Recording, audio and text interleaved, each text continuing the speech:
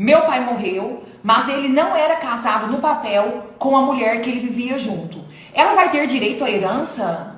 Deixa eu te explicar uma coisa. O simples fato dela não ser casada com seu pai no papel não exclui ela da herança. Ela pode sim ter direitos. Ela pode muito bem entrar com um processo que se chama reconhecimento da união estável. Assim, ela poderá receber a metade de tudo que eles construíram juntos durante a união estável. E outra coisa, se essa casa que eles moravam juntos for de propriedade do seu pai, ela tem direito real de habitação. Ou seja, ninguém tira ela da casa até quando ela morrer. Me conta aqui, você conhece alguém que esteja passando por essa situação? Então já encaminha esse vídeo. Pessoas bem orientadas não são passadas para trás.